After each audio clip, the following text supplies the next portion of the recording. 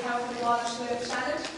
Those of you who aren't aware, we're rolling on this on Friday, so it's very important. I know a lot of people here haven't made up their mind yet, which will more pressure on our speakers. But I'm going to introduce side proposition and side opposition. Speaking on proposition, first is Sean Donovan, who's a Doctor of Law here at the University of Limerick. Then following him would be Jim Power, who's Chief Economist of Friends First. No, I'm not. And then, you're not? No, I'm just an economist. Okay. So, economist. And then finally, if you want to go, who's Vice Auditor of the UL Debating1. Then speaking of opposition, we have Larry Donnelly, who's a law lecturer in NUIG. Following him will be Mike Ford from Over Fianna Fáil. And then summating the opposition side will be Dara Roach, also from the UL Debating1. So if everybody's ready and everybody has the piece of paper that they were given, I'd like to call on Sean to open the debate.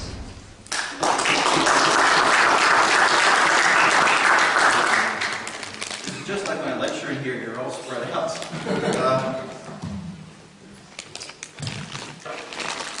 Good evening. I want to thank the organizers, speakers, and all of you for caring enough about our republic for attending tonight. There's certainly other debates and football matches that we're missing, I'm missing. But this is important. Now, I'm not a party political man, but I am a Democrat to the bone. The Seanad is an irredeemable institution and an insult to the principles of our republic. Its failings include its thinly disguised partisanship under the fiction of vocationalism, its explicit elitism, including special representation for special classes, its political cronyism, the power it provides for political patronage, its distant, attenuated democracy, and this referendum is more genuinely democratic than any Seanad election. The fact that the Seanad is also unnecessary and unfit for purpose is only more damaging. For a more egalitarian republic and a more direct democracy, the Seanad should be abolished so that we can turn to more important matters, not least real reform of the dog, our democratic chamber. But Seanad abolition is no mere sideshow, and serious parliamentary reform is dependent on sorting out its place in our constitutional order. In short, the Seanad's flaws are too fundamental to be fixed. We might tinker with its vocationalism, elitism, or patronage, though few on the no side are committed to even these modest changes. But the Seanad is also redundant and even anti-democratic. To meaningfully widen its electorate would duplicate the Dáil's popular mandate. The result would be gridlock and conflict between the houses of which chamber actually represents the people. And broadening the Seanad's brief can only occur at the expense of our democratic chamber. They hardly agree to this, as they have to do constitutionally, nor should they. Along with the majority of the people, both government and opposition parties support abolition. Fianna Gael, Labour, Sinn Féin, and the Socialist Party. Not surprisingly, Fianna Fáil, the coalition's perennial opponent, opposes them. In fact, except for senators desperate to save their cushy seats, only other ghosts of governments past are allies. The Green Party and the former PDs, or some of them. Indeed, it's no coincidence that those most skeptical of a more direct democracy, and even of the Dáil itself, are those most recently denied parliamentary power by the people. No wonder they don't trust them. And to my deep disappointment, there are also well-meaning fellow progressives who want to hold on to the Seanad to advance their, maybe our, politics without the hard and messy work of real democracy. This odd alliance is at once patronizing towards the people and cynical in their campaign, and condescending towards the people, and defeatist about our ability to govern without the minders of the Seanad. In short, they don't trust us or our democratic representatives. Now, those here tonight are all honorable men and women. But in the No Crowds campaign of misinformation, they spared no effort in whipping up paranoia about abolition, madly dashing everywhere to shout that the sky is falling, the sky is falling. I'm not suggesting that the yes side is snow and white. It isn't. The cost and number of our parliamentarians, the public focus of the government campaign, is irrelevant. Our citizens would pay for good government, and the coalition ought to have done better and acted more honorably. But even today, the no side has made vulgar comparisons between our government and communism, fascism, between Artaxerxes and Kim Jong-un or Mussolini. And Democracy Matters, the leading group on the no side, whose name is worthy of the devil thing of George Orwell's 1984, suggests that a people's free vote on the content of their constitution is the equivalent of trampling on that document. I thank Larry for bringing a copy of the poster. This isn't to be taken seriously. The amendment won't bring constitutional crisis or autocracy or asteroids or the plague or the end of days. It'll hardly be noticed. For example, Seanad has never been a check on anyone. It was never meant to be, it should not be. The president, the courts, and general elections are our constitutional checks against legislative power. Most constitutional changes related to the referendum are mere editing. The no side scaremongering about Articles 27 and 29 is spurious. Similarly, the belief that our whip system is too strong, and it is, has nothing to do with Seanad. The whip is a political, not a constitutional matter, insofar as it can be changed, only doll reform is relevant.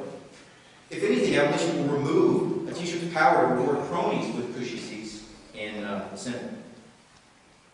And there will be higher thresholds for things like impeachment of judges and the president. These are real, practical checks on our government. And the Seanad is unnecessary. One house of parliament works well throughout the world for states like ours. With minor alterations, unicameralism provides the heightened scrutiny and deliberation in lawmaking that we desire.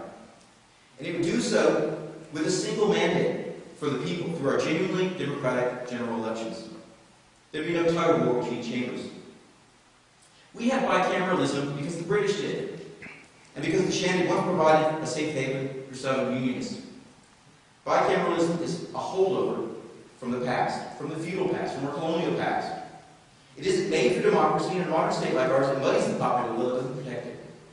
We have bicameralism only because we've always had it. Its roots are pre-modern aristocracies and elitism, colonial copying around the world, inertia and fear of change, and as we know, and as here, jobs for the boys. Bicameralism makes sense where it's used to represent distinct territorial units or cultural groups, including my native country, but as a small unitary republic, there's no reason for it here. But the biggest lie of the no side is as much their self-deception as their con. Not only is reform not on the ballot, but there never has been, and there is not now, any consensus on reform. At least 4 different polls have confirmed this in the last month, including one today. Those supporting reform make up 29% of the population, only 2 points ahead of the number of undecideds. A mere 36% of those intending to vote. And those numbers have to be divided between at least 6 reform schemes, the largest 2 of which are fundamentally contradictory.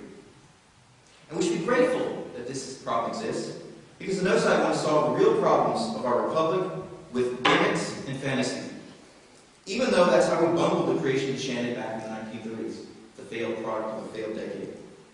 This is exciting perhaps for the stuff of daydream, and with respect, the thought questions of undergraduate exams.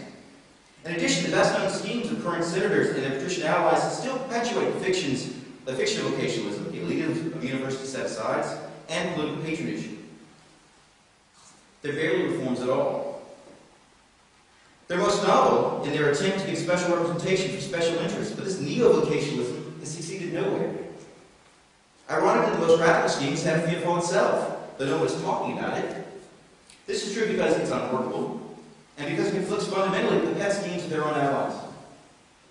But it hardly matters. There's no reform consensus, and not a word of it will become law.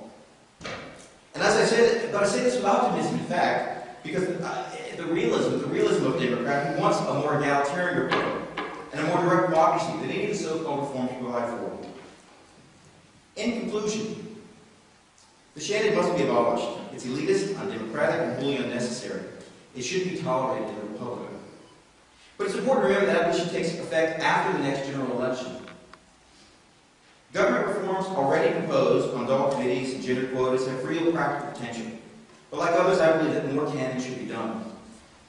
It'll be in the interest of the coalition, in the aftermath of the yes result, to show itself to be serious about doll reform. And there's so much potential for this, rooted not in speculative schemes, but in established political science. I hope in the future work alongside those who are now my opponents in this debate to ensure meaningful doll reform, to hold the coalition's feet to the fire. And if this coalition or future governments of any political persuasion fails to deliver, we can always dump them, as we did, belatedly perhaps, with the last government. That's as it should be. That's the terrible beauty of democracy.